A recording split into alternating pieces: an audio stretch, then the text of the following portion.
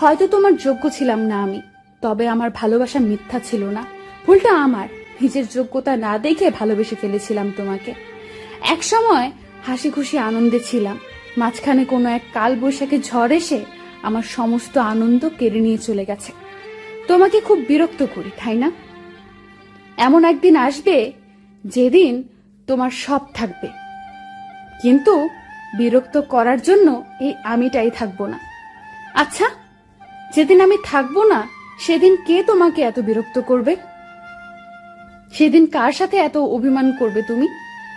প্রেম আর ভালোবাসা দুটো ধরনের, একটা হয় আবেগের বশে আর অন্যটা হয় অন্তরের টানে।